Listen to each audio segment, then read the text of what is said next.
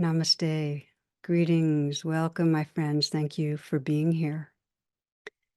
Mary Oliver has a book of poems. It's called Dog Songs, and I would like to share one with you. Percy wakes me, and I am not ready. He slept all night under the covers. Now he's eager for action, a walk, then breakfast. So I hasten up. He's sitting on the kitchen counter where he's not supposed to be. How wonderful you are, I say. How clever, if you needed me to wake me up.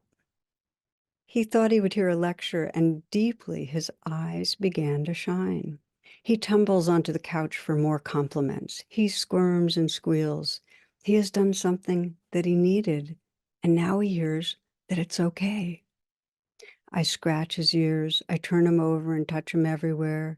He is wild with the okayness of it. Then we walk. Then he has breakfast, and he is happy. This is a poem about Percy. This is a poem about more than Percy. Think about it.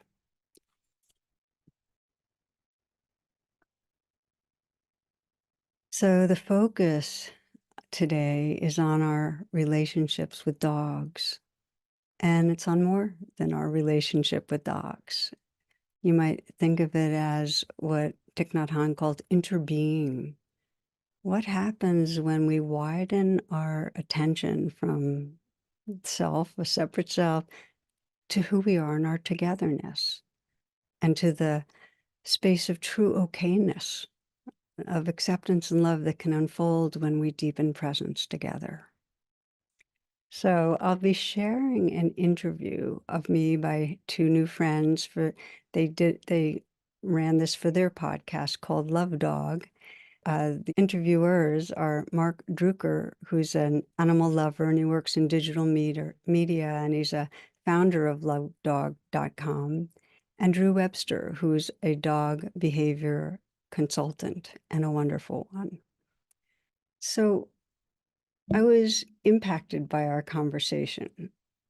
Well, more accurately, we were impacted. So this is Niki, and she's about 6 months. And since talking with them, Niki and I play more, and I'm more aware of our relatedness, and my attention is deepened. Of course, that affects everything, including I'm going to put her down because I think she is more comfortable down right now.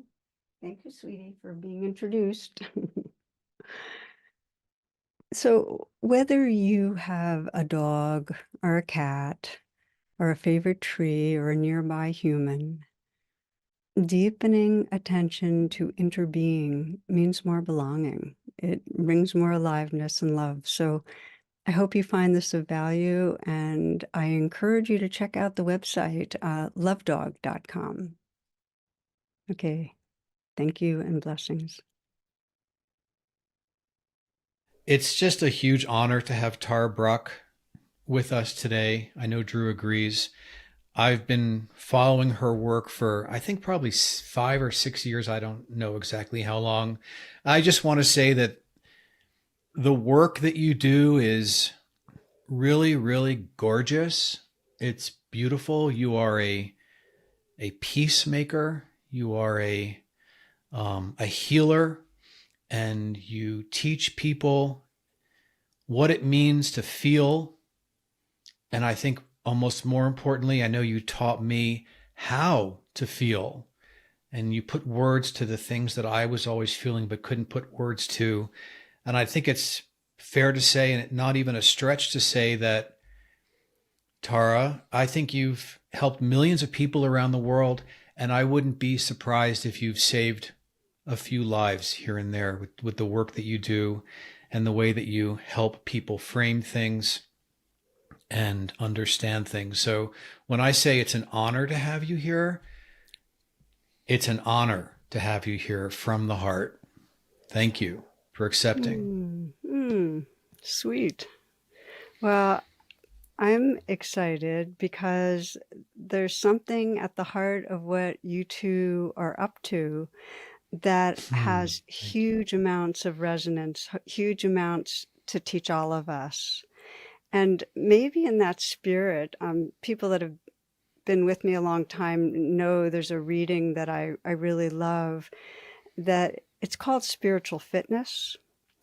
And it goes like this, that if you can start the day without caffeine or pep pills, if you're cheerful, if you ignore your aches and pains, and if you can resist complaining and boring people with your troubles, if you can understand when loved ones are too busy to give you time, if you can overlook when people take things out on you, though it's no fault of yours, if you can take criticism and blame without resentment, if you can face the world without lies and deceit, if you can conquer tension without medical help, if you can relax without liquor, if you can sleep without the aid of drugs, then you are probably a dog. I was just Yeah. thinking Yeah. in my head, oh man, this sounds like, a lesson we can learn from dogs. I can't tell you how I thrilled I love am for that that. ending. It was So like a now you know why I cliffhanger. agreed. They're great teachers for me. Oh, that was amazing. I was sitting there going, oh, this is my whole conspiracy theory for your body of work, Tara, is that you're secretly talking to me personally about dogs. And I told you when we met that, half of the lessons that you teach me, I'm just sitting there and I'm learning from you over the years about attention and connection and relationship. And I'm like, darn it, this is exactly what I'm trying to communicate to people when I'm talking about this paradigm shift and how we live with and build our relationship with our dogs rather than this, traditional power dynamic of mastery over beast, as many people, kind of have this preconceived notion about training and obedience and all the language that gets attached. It's this love and attention and immersive affection, which we'll dive into. But thank you so much for that. That just made my day. Oh, well, it makes Yeah. sense that we'd what most deeply matters runs through every part of our lives. So of course it's going to resonate in that way. Yeah. So here we Yeah. are. So here we are, and we're going to open up with a theme: how to be your dog's best friend. Because we like to say that a lot around here. In fact, it's our tagline. And we've talked on our show about letting dogs be dogs. We've talked about the joy that we get from dogs and what dogs teach us and what we teach them and how they make us, better humans. So I want to open up with the friendship between human and dog and how that kind of can develop, and the companionship, and the trust and all that good stuff that we can talk about in terms of relationship and connection. And you teach meditation, Tara, and you've talked often about these beautiful walks along the Potomac you take with your dog. And I often envision myself walking along with you. You've talked about some of the birds you see along the way. You've talked a lot about nature. But I'm just wondering if you could talk to us a little bit about those walks, because I've talked many times about the importance of walking with dogs, with your dog, and what that does for you and what that means for you, what you think it means for your dog as well, to be walking every day in nature with you. Let's start there and open up the chat and just go. Yeah. Well, walking in nature with my dog is probably the peak of both of our day. So just to Oh, say that, it is so infused with aliveness and pleasure. And I have a very clear intention that, surrounds that walk. My dog's name is Niki, and I've had, of course, many other dogs. I've had the same intention, which is presence. It's not to be scattered, but to be there and to savor the moments and to serve her enjoyment, because they have so much fun. And so, she gets so delighted and stimulated and curious, and just to be on that ride with her. And so what I feel like the bond is this kind of co-enjoyment bond that it's hard to put into words, but it's that sense of the kind of field that's created when you're both really immersed and having fun. And it has a bit of a ritual quality, and dogs like repetition. So we have our certain spots, we'll always go visit the brook, and she'll dip into the stream. And then there's a certain beach along the river and she wants to go down to that. And there's a ritual in the repetition, and it feels fresh every time. It feels fresh every time. And just to say, because it's probably the same for you, Mark, when you're out there with Hank, is that just walking has been a meditative part of my life for forever. I mean, there's something about belonging to the elements, like letting go of the sense of a separate ego self and just belonging to the elements that's delicious unto itself. So when we're together, it's a sense, out with my friend, my pup, and also my husband if he wants to come or whatever. It's homecoming. We're all enjoying it together. Well, we put a quote up on our Instagram a couple of months ago. It's very easy. When in doubt, go for a walk with your dog. And I just think to go out there into nature, to attune, to really pay attention and attune to the dog and just be there, as you say, present. It's therapy. It's healing. It's fun. It's a joy. It's hysterical because they do hysterical things. And I get it. It is to me like a meditation. And we're out there every morning now at between 6 and 6:30 for a good hour. And I've discovered some new areas and to take him with water. And it's just the best. So I extract the value from it and I extract the meaning from it. And I just love it. And I hope that everyone has an opportunity to have that ritual, right? To get out there with their dog and just go out there and be together and be free and let your worries be somewhere behind you. There's an interesting thing about that, letting our worries be behind us. When we're present, the Buddhists have a word called mudita, which is joy in another's joy. When we're present, it's just contagious. But how many of us go off for a walk and we're feeling stressed and preoccupied? And one of the things that helps me, there's a little verse called Golden Retrievals. Maybe you've heard of it, by Mark Doty. It's so good. And I think of this all the time. And if you just listen and imagine you're listening to the voice of your pup saying, I'm off again, muck, pond, ditch, residue of any thrillingly dead thing. And either you're sunk in the past half-hour walk, thinking of what you can never bring back, or you're off in some fog concerning tomorrow. Is that what you call it? My work, retrieving my haze-headed friend you. This shining bark, a Zen master's bronzy gong, calls you here entirely now. So it's wonderful. Like, there that you go. helps me. I just imagine that bark and, just hear the bark, and I go, oh, it's about being here now. Yeah. You said this word twice, and it really resonates with both how I try to be in my life with my dog, with my family, but also in my practice as a dog trainer, and something I try to teach to my students. And I frequently go to these houses and people have these subscription boxes for their dogs delivered, and there's just some bin overflowing with toys, and my little catchphrase is, don't get your dog presents, give them presents.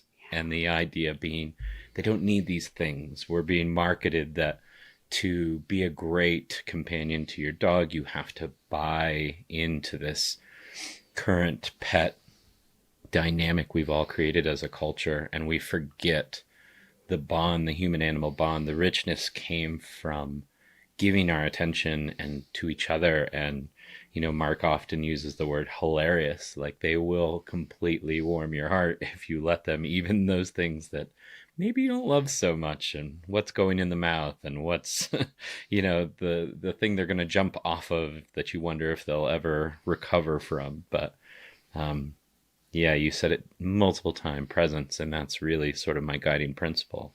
It's the best. And it's for parents. I see so many parents trying to figure out, maybe I'll just let them go online right now or give them the food and it's in lieu of putting down all the preoccupation and just showing up. And that's the essence of all good relationships, showing up, being here. And listening. I mean, where we are right now in this conversation, and Drew, you've talked about this. In fact, the first time that I met you, you talked about, which is what drew me to you, listening to your dog and sort of attuning, as I said before, and getting a sense of what they need from you at that moment, and then being there for them. And that's all about respect, I think, and empathy, and trying to understand them. And it might be a good place for us to have a conversation about sentience. These dogs are living, breathing, thinking, feeling, emotional beings. And I would just love you, Tara, to give us some insight or enlighten us about how you feel about that. I know you don't have much to say on it. I can't imagine, but yeah, it's a hot topic these days. And Drew and I Drew's very connected down to the Institute of Animal Sentience and Protection at University of Denver, but sentience, it's a beautiful concept. And I think as every day goes by, we're getting closer and closer as a society to say, yep, they're sentient. I love the word too, and I'm glad that we're talking about it, because when we're really paying attention to any life form, and there's an understanding that attention is the deepest form of love, and when we're paying attention, we'll feel in them that aliveness, awareness, spirit we call sentience. And it's the reason, like, most people are aware that they love children, but they love their child in a special way. Or we love dogs, but we love our dog. And it's because we've paid so much attention that we're actually tapping into and connecting and feeling that sentience. It's like we look in their eyes and there's realness coming back at us. And when we don't feel that, when we're not aware of the sentience of another being, we actually can hurt them. They become objects. Sentience lets a being be real. And maybe just to share a story that really struck me about this was about 5 years ago. I was walking Katie, my former dog, and we heard guns go off, and it was hunters upstream who were shooting geese. And I just burst out crying. I spend a lot of time, watching the creatures around the river and seeing the geese and their goslings, which are out right now. And I had this voice in my head saying, they're my friends. We're friends, Mm-hmm. And then it was kind of that sense of, then I looked at my pup and I said, you're my friend. And a cardinal landed nearby and we're friends. And then a squirrel and a tree. And I'm sharing that because I found that the more I sense we're friends, we're in this shared field of sentience, of connection. First of all, it deepens the mystery that we're in together. This interspecies connection, it just deepens that mystery of that one awareness that's shining through. And if we belong to all parts of life, we can never feel alone. And when we don't belong, there's the other gets objectified. And then we hurt. And this happens between humans and between humans and other species. And I know a lot of times when I'm talking about this, I'll share that I'll sometimes imagine if people thought of their dog and they thought of, pigs being herded into a slaughterhouse and the terror that's contagious, and they thought of their dog as part of that group of animals, Mm-hmm. not for a moment would they allow the cruelty that happens in factory farming. But we make others other, and they don't have that quality of sentience we're talking about. So it feels both for the sake of healing and peace on our planet, and also really tapping into the truth of this creation, that we deepen our attention and tune into sentience. Well, with all the war around us, I guess no matter what side you're on, this makes me think of that. When you kill another person in a war, when you attack another country, and you know that humans, are going to die en masse, I think a process that you've had to go through, whether you're aware of it or not, is depersonalizing or dehumanizing, yes, that those people that you're about to kill. So, and we can sit here and spend days talking about all the war and all the death and destruction. So the same is true, at least I know I'm on the same page with you, whether it's you're shooting at geese or you're sending hogs into a slaughterhouse, or just keeping them in captivity in these cages where they can't lie down. I think for most of their lives, it's filthy. We're just to jump ahead for a second, we're going to be doing, I think the next episode we're going to be airing is on puppy mills and the horror and the terror that goes on in puppy mills. So you're talking about cruelty toward animals and how one can actually do that, yes? And if you start to see these animals as sentient beings, it might become just a little bit more difficult. You see your dog as a sentient being, whether you know it or not. So you wouldn't let your dog go into a slaughterhouse. Well, dogs have such a amazing connection with us, Mark. I mean, we've watched you and Hank cuddle more times on this show. For anybody who can't see, we can't one of those moments go viral?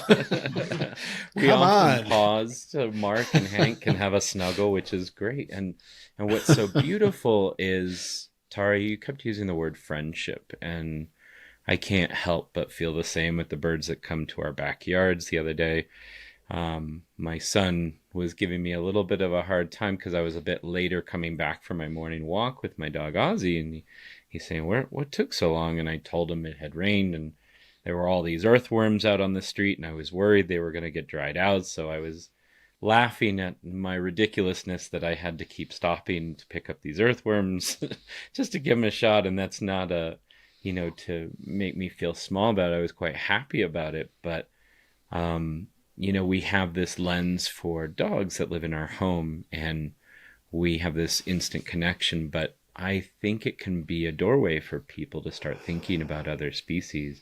I wanted to read a little quote, a book I mentioned to you before, Tara. Hal Herz wrote a book called Some We Love, Some We Hate, Some We Eat. And on the cover, there's a silhouette of a puppy, and it says Some We Love, and a silhouette of a rat that says Some We Hate, and a silhouette of a pig that says Some We Eat. And, that's almost everything you need to know about the book. But I wanted to read this quote. He says, "What is it about human psychology that makes it so difficult for us to think consistently about animals? The paradoxes that plagues our interactions with other species are due to the fact that much of our thinking is a mire of instinct, learning, language, culture, intuition, and our resilience and our mental shortcuts." And really thinking about, what's familiar to us. What have we normalized? Like keeping dogs as pets. I've said on this show before, there's, 800 million dogs on this planet, and most of them aren't pets. And we have this lens of our dogs that also creates opportunities for our dogs to suffer from, even just loneliness. That's a huge one for pet dogs.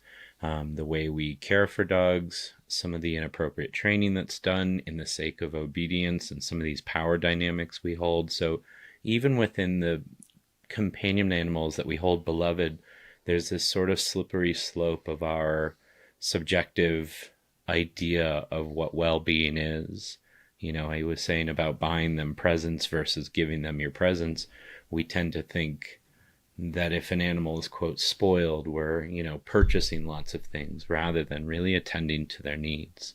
And so I think dogs have this really powerful opportunity to kind of wake us up out of this trance that we're all finding ourselves stuck in sometimes, and getting so focused on what we're doing and how we're doing it and accepting it as culturally normal. So really it's an opportunity. And I guess what I would ask our listeners and your listeners to think about is, what, instead of do you need to teach your dog, coming from the dog trainer, what can your dog teach you? Yeah. About yourself, about humanity, about relationships, about connection. And I credit living with dogs and working with dogs as making me a better father, making me a better teacher, making me a better person, and hopefully steward of this world, and finding those connectivities.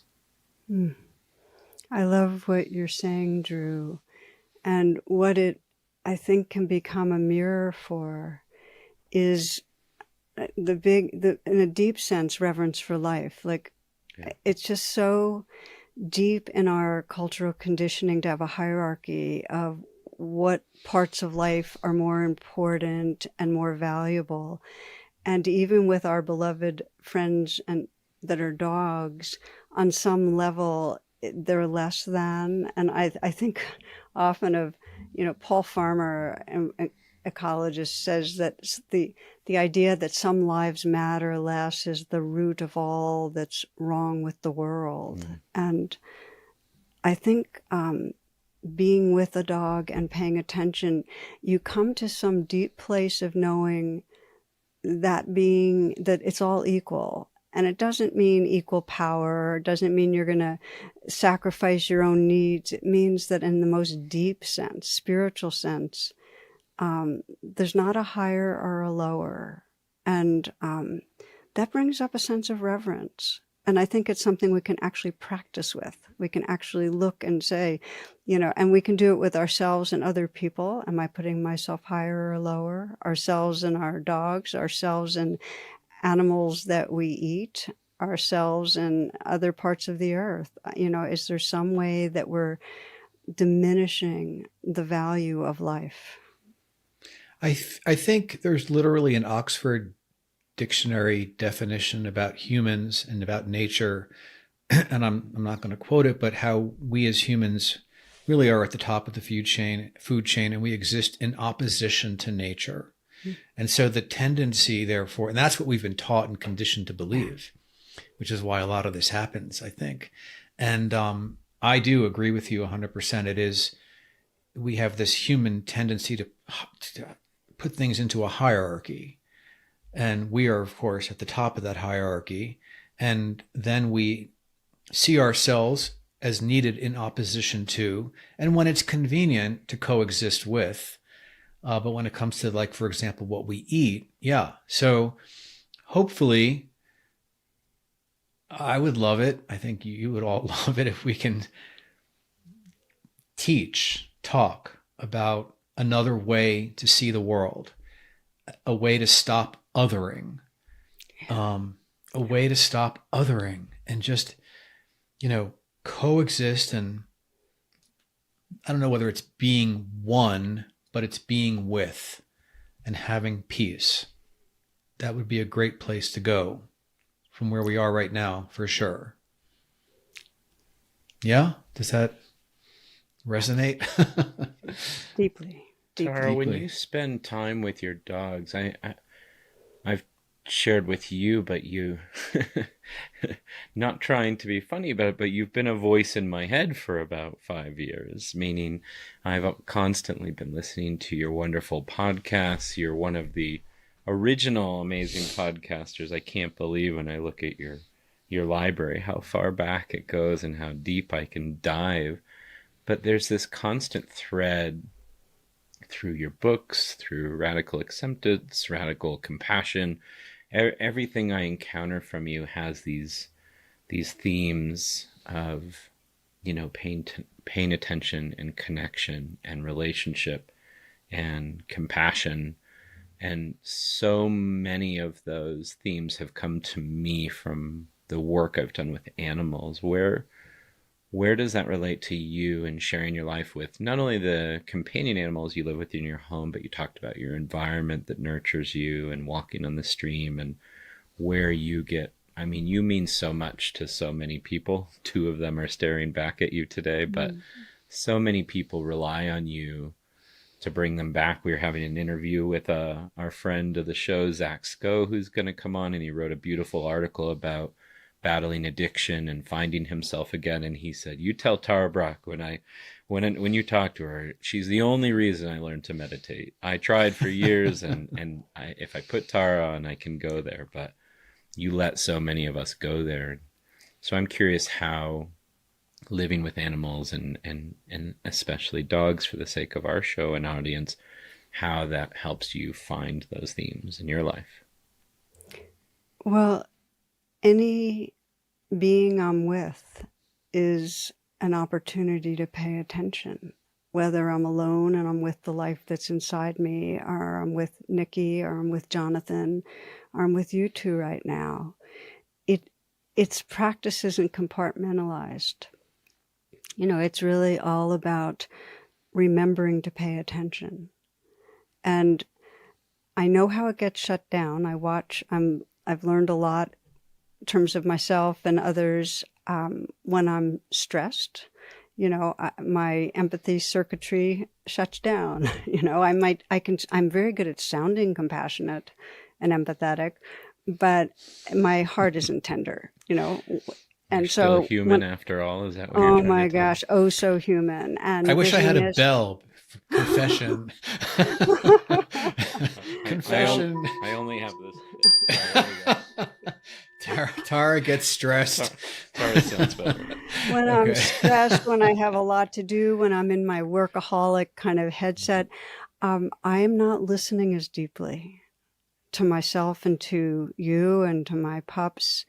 And so I feel like the whole practice this lifetime is not to get down on myself for that, just to notice it and have this heart's longing for the kind of presence that allows for intimacy, really being there.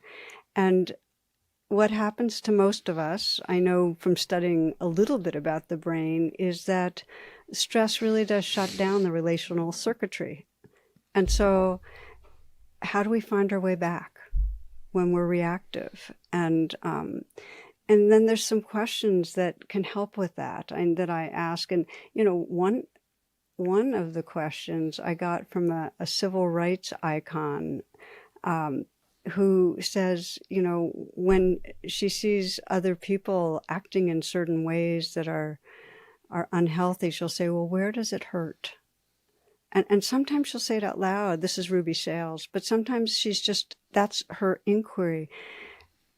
And so I like to move through and navigate with having that inquiry, either for myself when I'm feeling off or somebody else, where does it hurt? And what's it like being you right now? Yeah. So if my dog is having a hard time in some way, then the practice becomes, can I pause? And can I sense the realness of what's going on? She's not just being uncooperative or whatever. I think there's something going on. It's like Oprah Winfrey says, when somebody's acting in a harmful way, she'll say, "Oh, what happened? What happened to you?" And so it's developing that receptivity towards ourselves and each other, where we're really, this is what helps me. And other questions like, how do you want me to be with you? When I'm with my pup and I'm sensing she's upset, and I try to sense what does she need? How does she want me to be with her? And, often it's to slow down, to create safety, to have some alternative way that she can be successful or find enjoyment. Um, and it's similarly, and I just use the word enjoyment, because when you ask like what brings nourishment is to listen into what do you need that enriches. I have to share with you guys because I thought you'd enjoy it, that I did just see a cartoon with these three dogs talking to each other, and they're sharing their favorite experience. And one of them is saying, "You know what I love? Rolling in dead squirrel." And then the other one's saying, "Oh my God, yes. But how about peeing on the floor at Petco?" And the third saying, "Wait, wait, wait, wait, wait. What's the farthest distance either of you have rubbed your butt across a carpet?" So it's like, what brings enjoyment? And maybe you're not going to like go with the first thing that they want to do, but it's like really having that inquiry in your mind of what's life like for you. Yeah, And letting that your dog be a resonates. dog, Drew. That There you resonates go. so much with Letting Mark and I. And Mark, you said the phrase learning to listen, and you and I have talked about that a lot on this show. And Tara, it's so important to me because I always tell people behavior is the language of dogs. Mm, And so when I meet people, we talk about this idea of pain points, like where does it hurt? What is it that is so hard for you with your dog on a daily basis? Because if I can help the people in their discomfort and their stress and struggle, I will help the dogs. But then I try to shine that light on them and say, that the dog who is labeled as stubborn that won't walk, the dog who is labeled as aggressive at the veterinarian, um, those dogs, I ask, what are they experiencing? mm, And if you can learn to listen, as you said, Mark, you see the dog who is very under enriched in their lives, and now they've found this odor and they want to spend time with the odor, and we're so nose blind that we're dragging them on the walk because we need to get to our next appointment that's so important. Or the dog who's aggressive at the veterinarian has no other option, and they're cornered in this tiny room and feeling fear and stress, and no one's ever taught them how to be in there and how to feel that sense of security. We had Dr. Kathy Murphy on our show, who is a neuroscientist, and she's talking about how the brain works. And one of her models for building resilience is not just providing security in the sense we might think about a roof over your head and walls and food and access to water, but that perceived security. mm. And that is so hard with a nonverbal creature. And a lot of it comes down to you being there too. So if I come from a place of calm, centeredness, and attention, rather than fearful of what this veterinary technician is going to think of me and judge me, and, oh, we're going to team up and tell the dog it's bad and hold it to the ground and draw its blood, the things we do to dogs for the sake of helping them, I need to say, oh, how can I support my dog in this moment? And there's some beautiful work being done now to help teach dogs how to have these experiences that are less intrusive than traditionally has been done. I love what you're saying because it's really, there are a set of needs, and how do we tune into them, and how do we create that real sense of security? And of course, the deepest is a genuine quality of affection, that our love, when it's communicated. And if it's okay with you two, Mary Oliver has some amazing poems, and there's one that really just struck me as I just wanted to share this one with you. And it's called Little Dog's Rhapsody in the Night. He puts his cheek against mine and makes small expressive sounds. And when I'm awake or awake enough, he turns upside down, his four paws in the air, his eyes dark and fervent. "Tell me you love me," he says. "Tell me again." Could there be a sweeter arrangement? Over and over he gets to ask, and I get to tell. I live it every day. I feel blessed because I have this dog that's so incredibly affectionate, who just takes his head and puts it under my neck and just comes in close. And he wants safety, he wants love, right? And you can tell when it's like I'm almost saying to him, okay, Hank, you're safe now. You're good. I'm not going anywhere. We have that moment every single day. And it's a sacred moment for both of us. You can tell. Yeah. Well, we're social creatures, they're We social are. creatures, and the exchange of loving is very somatic. It's very felt. And for many people, it's the place that they feel it most deeply. The body keeps score. Yeah. Yeah. The body keeps score. Tara has mentioned a bunch of times this whole idea of paying attention. And I want to take that one step further because, Tara, years ago, I've heard you tell the story and you've told it a few times. I think you were speaking at a conference or you were on a stage. There were a bunch of people. And the question was, what is mindfulness? You know the story? And one of the speakers, it wasn't you, I don't think, but one of the speakers said, and it was very short, which was the point of why you were telling it. Mindfulness is paying attention with intention. Do you remember that? Of course you do. No? It's a very nice, very clean, short way to do it. So yeah. Yeah. Sounds like And something we'd say.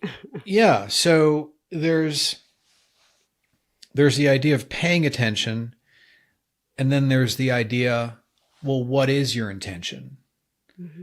And I think that just takes us into some very rich territory here. And Drew, I'm going to let you take over here because I know you have some big questions for Tara about that and about rain and about a few other things that we want to get into.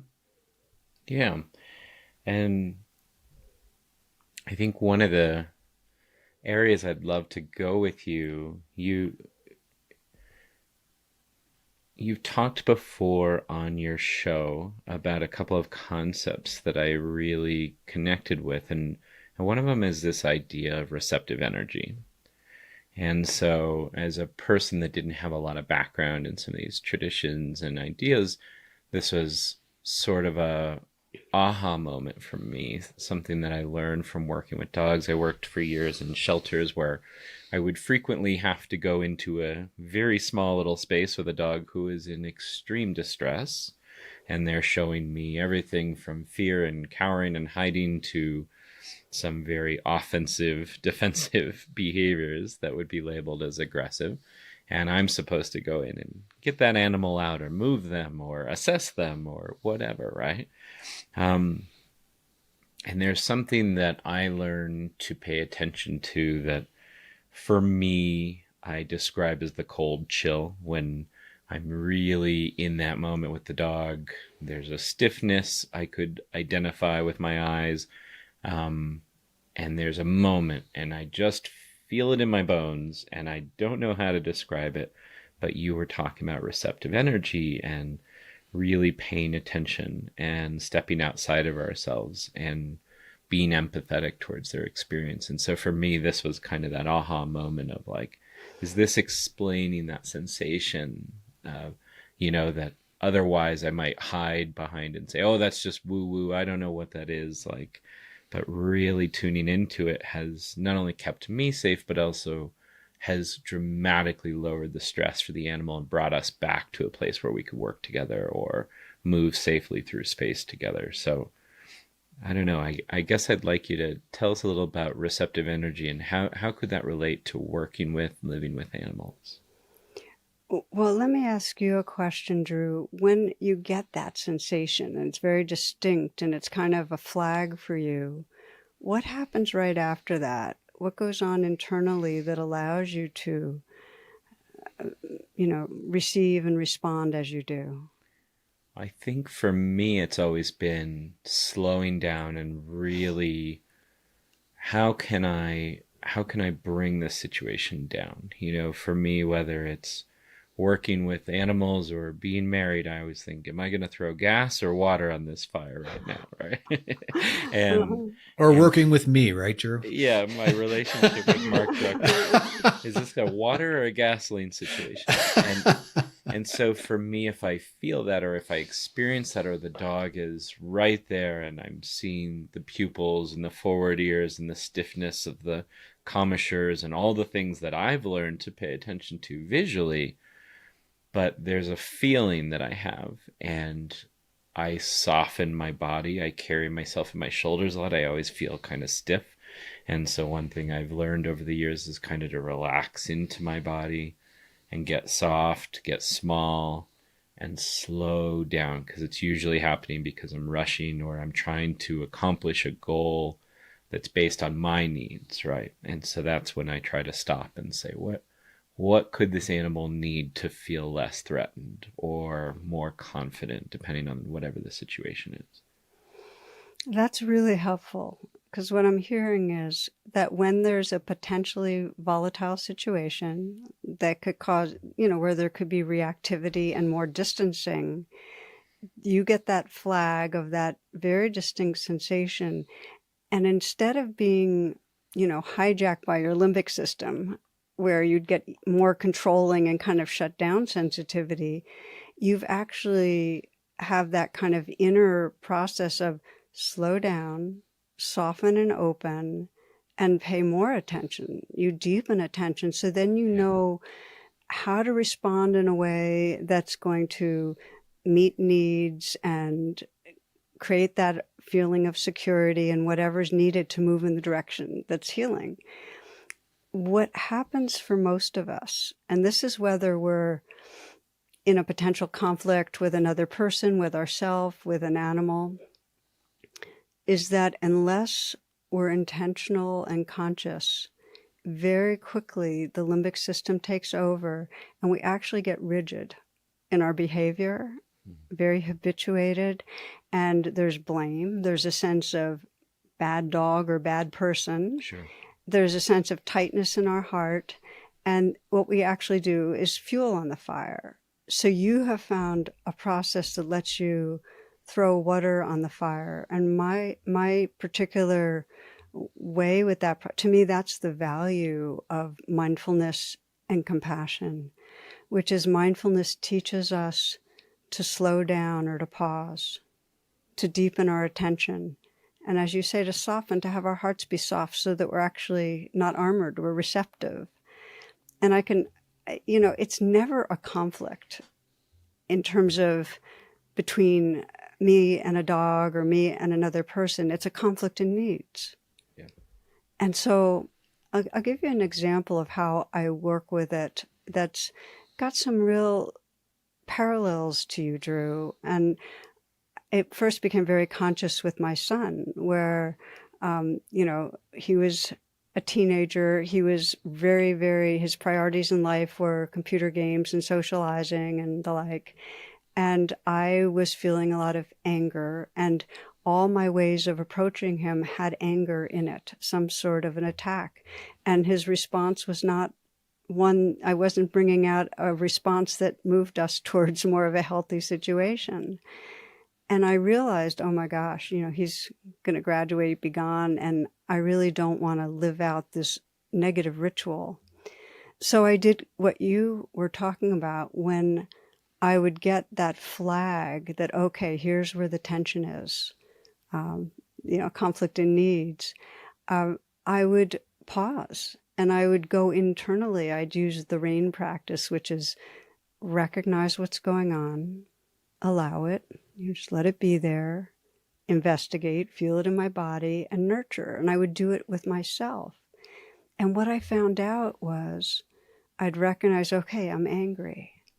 And this happens with dogs too. When we're feeling like they're not cooperating, we get angry. And then I would, allow it to be there. I wouldn't make my anger wrong. I would then deepen attention inwardly and feel the kind of fist in my chest and sense under the anger, oh, there's fear that he's not going to have a good life. And underneath the fear that, oh, there's grieving because there's such distance between us. When I then offered myself kindness, I was larger. I was more in that space you described where I was soft and present, and I became much more creative about working with him around boundaries in a respectful way, in a way that he didn't feel like he was being disrespected and put down. And I found that it's not different in any other situation, that always first, when there's that reactivity, there's I or the other is in that reactivity. If I make that U-turn, instead of fixating on them and reacting, if I come around and I say, recognize what's happening, Yeah. I'll let it be here, feel it in my body, investigate it, and nurture, I am in a space that is basically drawing on presence and kindness and able to respond. So I really encourage that as a practice, really, whether it's our child, our teen, our dog, our friend, our parent, it creates possibility for more connection. This reminds me a bit of a piece of the conversation, Drew, that we had with Kathy Murphy. And, many years ago, about 20 years ago now, I took a bunch of courses in mediation and conflict resolution. And I did that because my Myers-Briggs test said you should be a mediator, 3 different times. But anyway, I was taking some courses out in Pepperdine, out in LA. And 2 things that one of the instructors taught us, which I thought was so incredibly insightful, and it comes up for me right now, is first, all conflict comes from unmet expectation. Second, and this is what I think you're talking about, is all resistance comes from unmet needs. So in the case of you and your son, for example, Tara, you're in the middle of an argument. You're reacting and responding in a way that you don't like about yourself. Let's say you're describing that to us, and you're stopping. And what you're really doing to some extent is finding, what does he need from me right now? He's not getting the respect he wants. He's not being heard the way he wants, and he's resisting just me. A brief interruption. The first thing I'm doing is, what am I needing? What are you needing? Yeah, I'm first going to my unmet need because I don't have the bandwidth and the receptivity to his needs until I first said, oh, I'm scared for his future. Oh, I'm feeling distance, and then hold that with compassion. Mm-hmm. That actually opens up those neural pathways that let me then ask really authentically, what's going on for him? Yeah. Is that like, what does he need, in a sense? Yes, exactly right. Where is it hurt? What does he need? Yeah. Yes. And then you're available. Exactly right. You've got it. Yeah. You're available. So and the same is true with our dogs. The dog is not behaving in a way that we want right now, barking incessantly, whatever it is. I live that every day with Hank. And sometimes I get angry. I can't, you're not in the mood for it. But when I'm present, which is what we're talking about, and I'm sitting there putting on my shoes, to go out, and he's barking at me, and I bring him over to me, and I pat his head, and I'm like, what do you need right now? Like, what's going on with that brain of yours? Let's calm you down. It's okay. Let me give each other a hug. And I just calm him down, and he feels better. He feels safer. But I have to be in that space, just like the two of you are talking about. But when I heard that so many years ago, all resistance comes from unmet needs. It's, trying to understand why someone needs that. And what you're saying is, but first you have to get yourself in a space where you can even ask the question, why? Exactly. And then you can both be there in a way for each other. Yeah? That's perfectly well and Mark, said. you used a great word. You said expectations. And I can't tell you how many clients I visit where there really isn't a problem with the dog that's in front of us, but what the expectations on that dog were.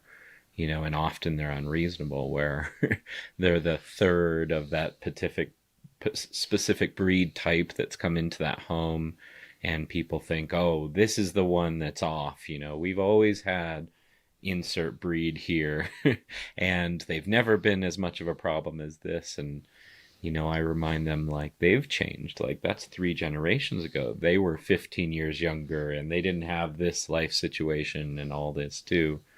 And that expectations, Tara, it brings me back to something else you've talked about before. I think it's called Lojon, or this kind of beginner's mind idea, right?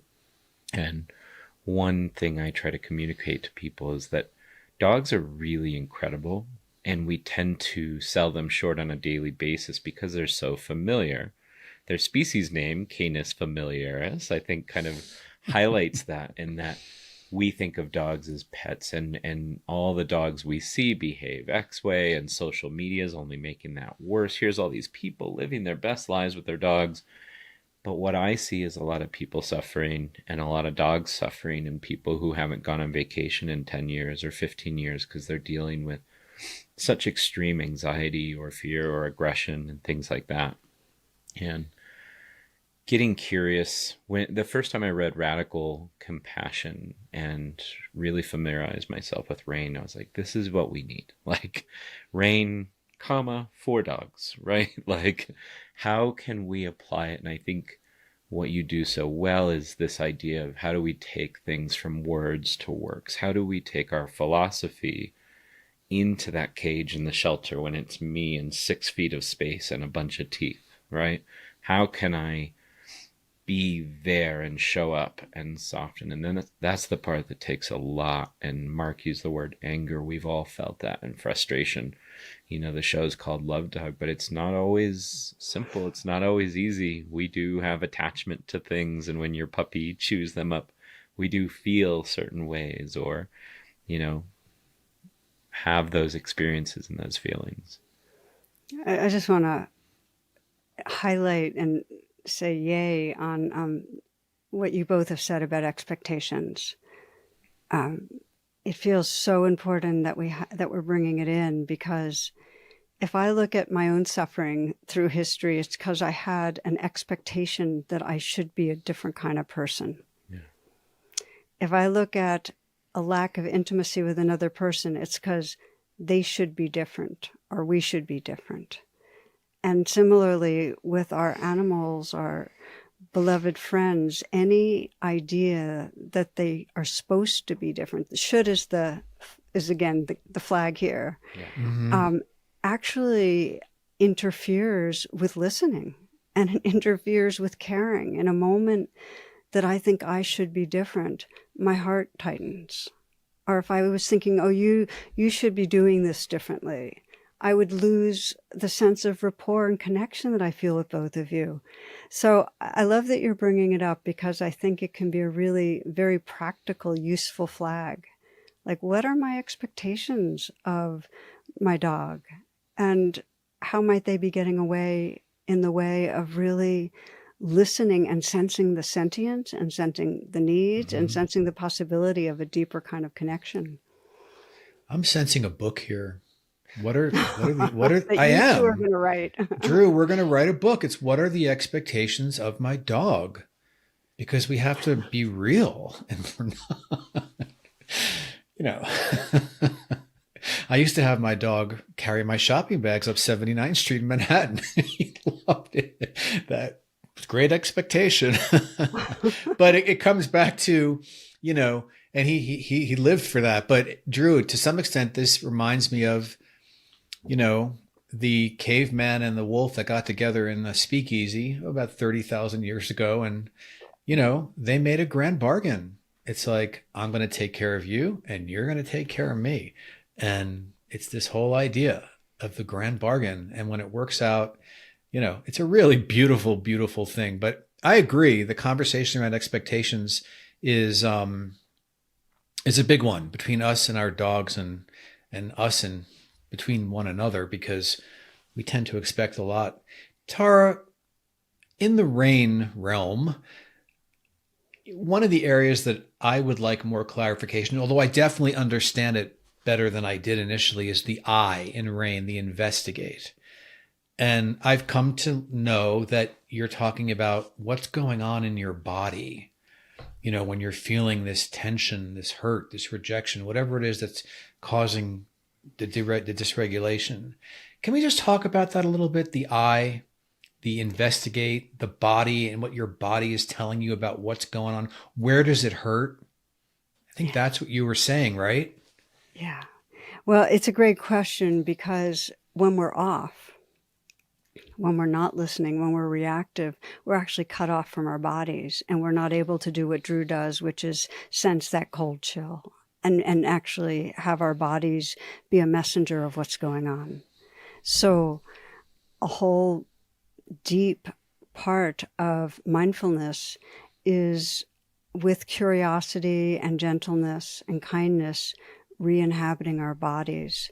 And the I is basically the part of this weave of mindfulness and compassion where we're saying, okay, how am I feeling this in my body? And as you know, it's what's unfelt is the cause of our suffering. I mean, Carl Jung put it so well, the, unseen, unfelt parts of our psyche are where our suffering comes from. And we talked, the three of us were talking a few days ago about that story of people bringing their deepest troubles to a very wise sage. And that sage would swear them to silence and say, I just have one question for you. Oh, God. What are you unwilling to feel? What are you unwilling to feel? And so part of our training of being intimate with our dogs is getting back in touch with feeling, because we have to feel feelings. We have to feel the joys and the sorrows to be able to really engage, to play, to be tender. Any response is going to come from us inhabiting our bodies and having the courage to feel feelings. Yeah. I was thinking about that again, and in the context of therapy dogs, and how dogs can bring out feelings in us that we didn't know we have, and they can lessen the rigidity or the inhibition. And I was thinking about therapy dogs because we've talked about taking therapy dogs into classrooms and the children read to the dogs. And I've come to understand this as the children are afraid to read to the adults in the room or with the other kids watching. They become very afraid. They don't feel safe.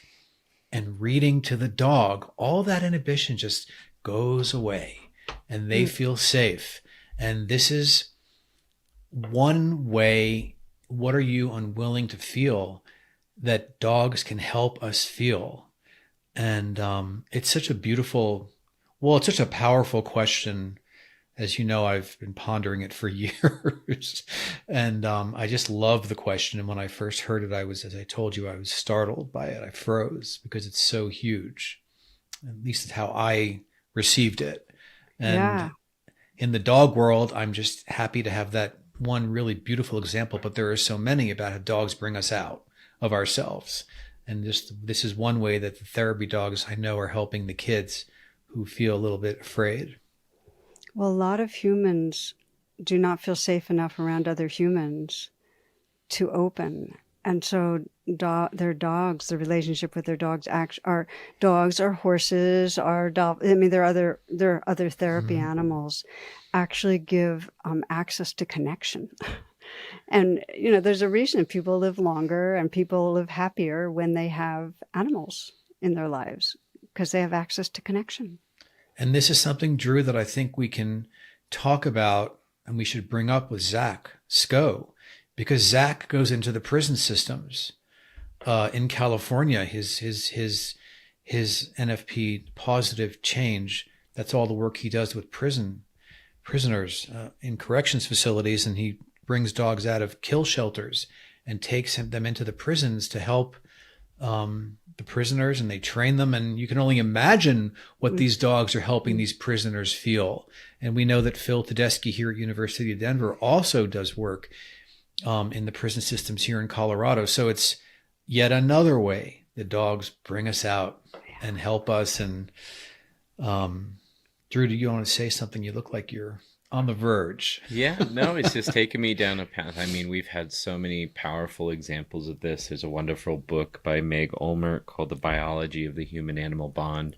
She also does some work with Warrior Canine Connection, which is wounded servicemen and women who are working to train service animals, not for themselves, but for their peers, which is really beautiful. And the big dog fix in Uganda where they're utilizing these, quote, unwanted street dogs and these people who've experienced civil war, and you're pairing these two perfect wounded populations, and they're finding purpose and a sense of being, and this non-judgment that you're talking about in the reading programs, which is a big part of it. A lot of children are scared to read to another human because they might stutter or they might mispronounce a word or this, and the dogs are just there and that presence, and they're not sitting there correcting their grammar, and they're just letting the kids feel safe to open and read. And those are all very deep, really touching examples, but on a daily basis, I think dogs can teach everybody this, and I think this is accessible to everybody. And I think the biggest missing thing for a lot of the people I see is coming up with activities on a daily basis they can do to really pay attention. And for me, it's play. And whenever I bring up play, I think, a lot of people say, oh, that's the silly stuff. Like, there's everything, there's the bond and the training, and then there's play over here. But to me, play is everything. And I think it's a good example of a phrase you taught me, Tara, immersive attention, where we are looking at each other and we're involved in a game and we both have our goals, but the whole point is fun, and we're working together and we're creating a language, this nonverbal species, and me, this crazy weird ape thing that's just constantly talking, and all of a sudden we find a way to just be together. And a lot of time the language fades away, or I become more dog-like in my movements or my sound, and the dog is doing everything they can to get me to move and using that behavior as language. I think play is so powerful, and I think it can help us train and build language together and improve our relationships. And so to me, it's kind of a great example of that immersive attention. I just want to name that for many people, it's very threatening to talk about play, because at a very early age, it became unsafe to play. They became self-conscious and insecure about ways of playing. And sometimes when adults talk about playing, they feel like it's way too awkward and it doesn't fit their identity. So it actually serves us to free us from a very rigid sense of identity when we start rolling around and just kind of improvising, with our dog. I mean, I become a larger being. I become a more alive, larger being. Of course, for them, it stimulates physical and mental growth, and it's part of the experience of affectionate bonding. But I think it's just like the biggest win-win in the world. So a real bow to the word play. Yeah. It brings Bow out is a that good word in the dog world. Bow wow. We call it a play bow. Yeah. Right? Well, I hate to get off the play thing and go into something a little serious, but Tara, if it's okay with you, I think you're someone I would like to talk to a bit about grief when we lose our pet. Is that okay? Absolutely. Yeah. Because I just know I've lost 2 dogs, and I'm not going to start to cry here, but I could really easily. And I made noises I didn't know I could make. The grief, the pain was extraordinary. For me, I found that when I lost my first dog, I was discovering something new about myself and how I reacted, and I just went with it. I didn't care where I cried, in the vet's office, in the supermarket. I just didn't care. I'm like, this is my dog. And, things started to stabilize for me in about 2 weeks' time. And then when I lost my next dog a few years ago, who I'd had for 13 and a half years, I went through the exact same process. It was interesting. But for me, it was just like, Mark, whatever you're going to do, just do. Whatever noises you're going to make, just make. It hurt so bad. I'm not alone in that. Everybody, grief, I know, is very personal. What I go through is mine. What you all go through is yours. So could you just talk about that for a bit? Yeah, thank you, Mark. That I could feel the realness of that. And they live typically they have a shorter lifespan, so we're kind of it's a setup to love and lose. Mm-hmm. And the other thing is that there's a kind of intimacy that's often unmatched. We can be intimate with humans, but it's different kind of intimacy. You both have spoken of it. There's something about the acceptance that is so unconditional that we just have not experienced in this lifetime from humans. Because most of us, because we're all part of this culture, and this culture has all these Mm-hmm. standards to meet. So when we lose them, it rips out a part of our life from our heart, and it's it can be pretty clean grief. I mean, and what I mean by that is, unless we had a complex relationship with our dog where we felt like we let it down, or it, it, it can be, at least for me, it's been clean in that sense that I just loved and lost. And one of the things I found out, just like you, is that the grieving's profound. It has its own course. That the deepest wisdom is to let dogs be dogs and let grief be grief, you know. Oh, And that the perfect. more fully, it's like embedded in the grief is love. It's something we love. So I found if I grieve fully, I land up with a sense of timeless love. The love's still there. I can think of any of my pets and tap into a kind of timeless sense of our belonging and our connection, and still feel real sadness at missing that form and its particulars. But I think that's the gift of full grieving, is that you're honoring the love that's there. You're letting your heart break open with all loss, and you just become increasingly open-hearted. I once heard someone say, grief is love without anywhere to put it. Like, I've had this love, in this case for my dogs. There's only one dog that I love that way, right? And now the dog is gone, and I don't have anywhere to else to put that Mm, love. That doesn't work for everybody, but it worked mm, for me. I mm, I I mm. got it. Does that resonate with you at all? Does that I make any think it's a sense to you? great, I think it's a great phrase, and Oh, I in did. some spaces it can really, yeah. It really helped me frame it. Like, yeah, I have nowhere to put this love but for that animal, so it's just going to take time.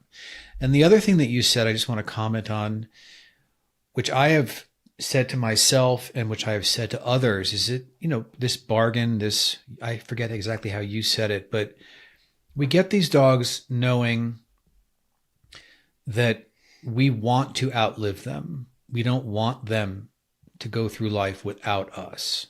So while we are grieving and we're devastated, I'd rather it be this way. It's kind of the opposite of a parent doesn't want to outlive their child, but a pet parent does want to outlive their pet, I think.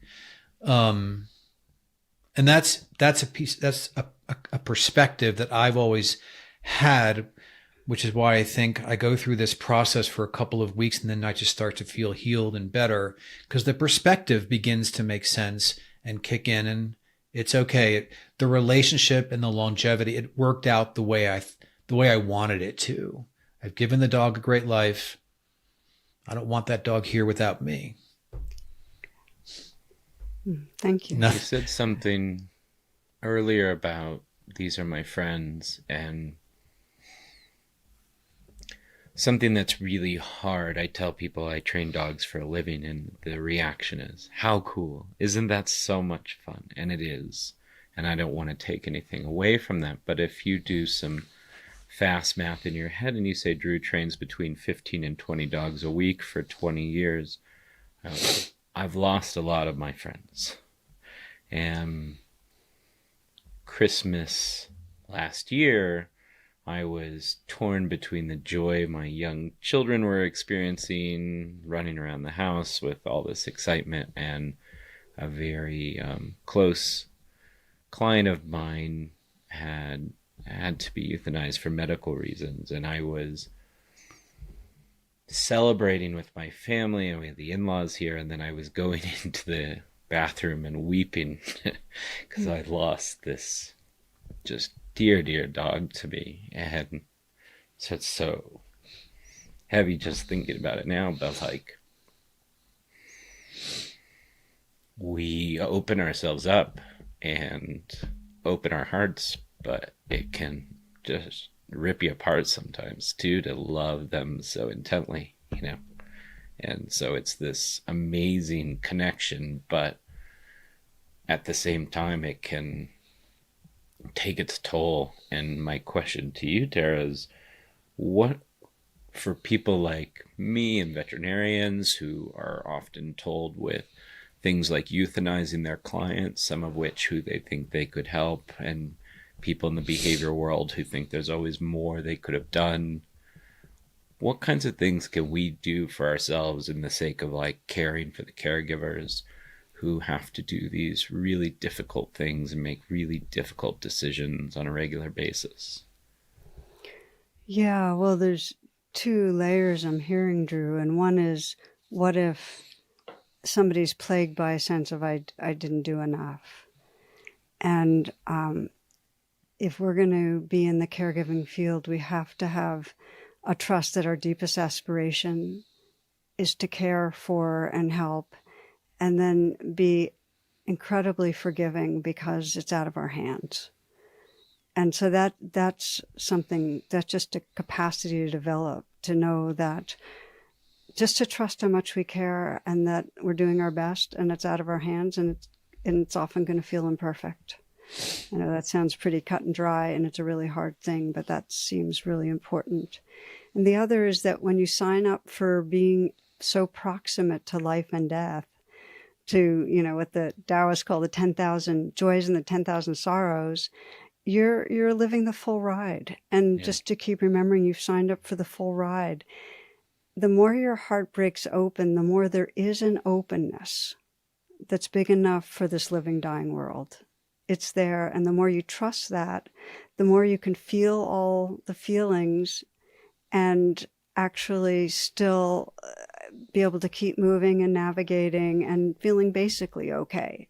So you can grieve and know it's okay. That's a new mantra for me. Feeling basically okay. I'm going to go with that. Thank you. Drew, one on another topic, but a related one.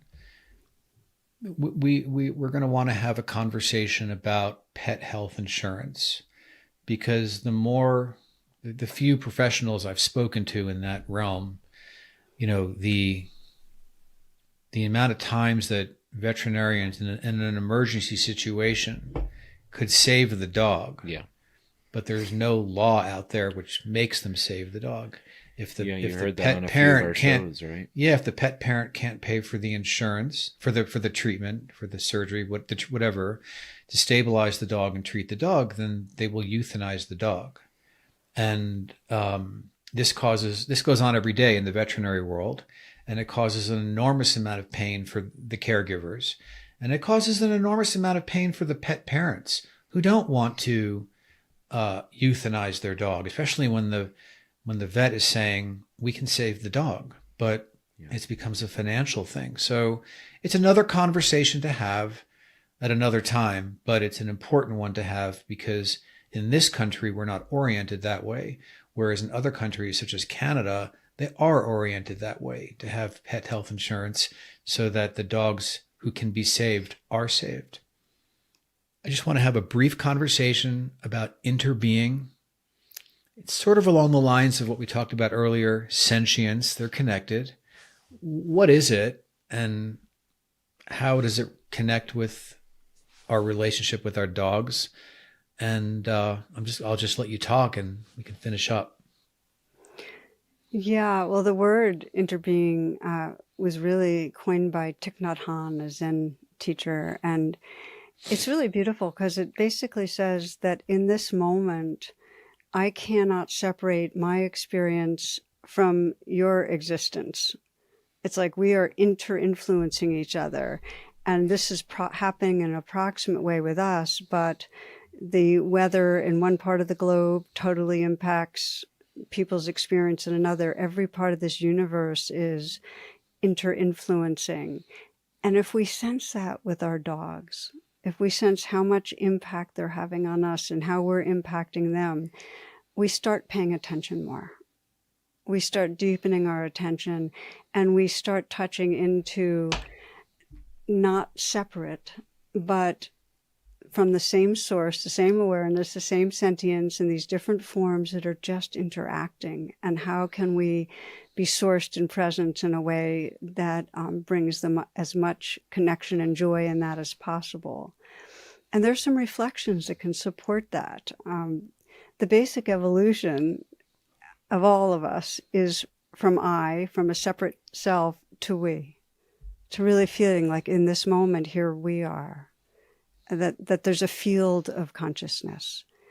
And so there are some reflections that can help us with our dog, just feeling more of that sense of we, of that shared consciousness and heart. So I'm glad to lead us in a few moments. I'd love to hear if either of you have something to say or comment on that. Well, I think something I've really paid attention to that you talk about frequently is this idea that the loss of awareness being sort of the root cause of suffering. And I know a lot of different traditions kind of lean into that idea. And for me, that's a lot of what we're talking about, is when we aren't paying attention, when we don't listen, when we're unable to see the needs of non-human animals, that's where a lot of the suffering comes from, and rather unnecessarily, versus if we can tune in and really pay attention, then it sometimes is as simple as listening to what that animal might need, and kind of that perspective taking of what are they experiencing, and can I make a guess toward what they would need to be better in this moment, in this environment, or this space. For me, just quickly, if we had a higher sense of awareness, which I think is what you're talking about when it comes to interbeing, I think othering might be a symptom of not having the awareness. And if people could start to think about this more, the othering tendency that we have that's causing so much hostility in the world and so much division in the world might begin to dissipate a bit. It's a shift in mindset, which begins with the awareness of the interbeing. I really appreciate what both of you are saying. And just to take off on that one, Mark, I think it's really helpful to have these flags. Like in the moment that I'm judging, that is actually a juncture where I can deepen my sense of interbeing if I'm willing to pay more attention.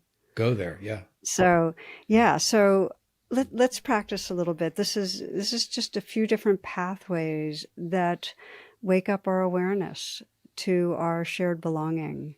And for anyone who's listening, if it helps to close your eyes or lower your gaze, please do. And perhaps take a few full breaths so that you're letting the breath collect your attention and bring you right here and now.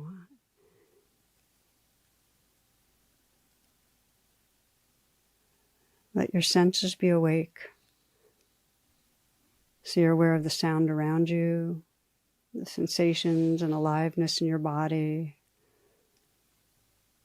the movement of the breath. And you might bring to mind, if you have a dog, bring to mind your dog. And if you don't have a dog, any pet, or it could be another person in your life where you'd like to feel more of that sense of connection, interbeing, heart space. So bring your being to mind that you want to connect with, and begin by sensing the sentience of that being. In other words, imagine their eyes looking at you. Sense the intelligence, the consciousness, the light that's shining through those eyes. and sense energetically that this is a life form that loves life,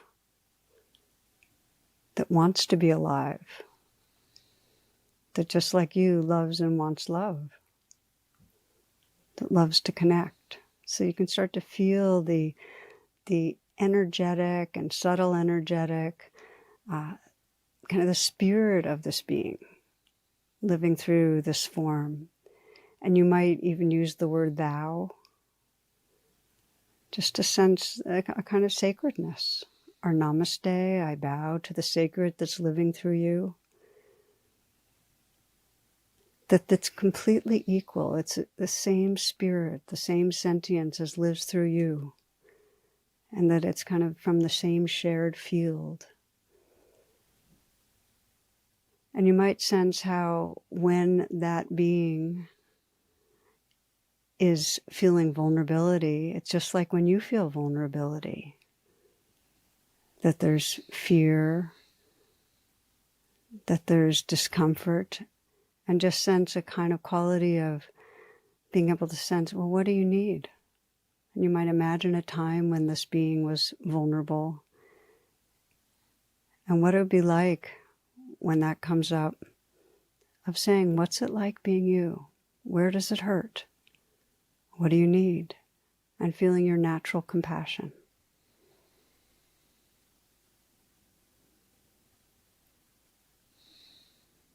And you might sense with this being how your lives are inter-influencing, how you can sense your mood, your experience gets impacted by theirs, how life moments are different because of their presence, and how your life is impacting them, intertwined. And then just taking a moment to sense what you most appreciate, just your gratitude for having this being in your life, for making a difference, for contributing to what you are. Sensing what you most love about this being. And you might mentally whisper their name and say, I love you, or say thank you, or both.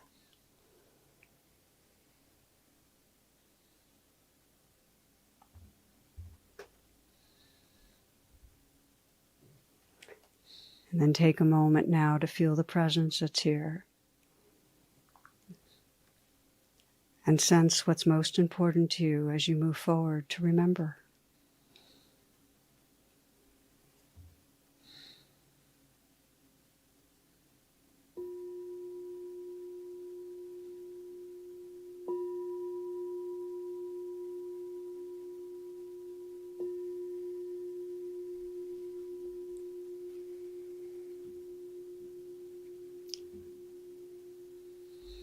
Namaste to both of you. Namaste. Thank you so much.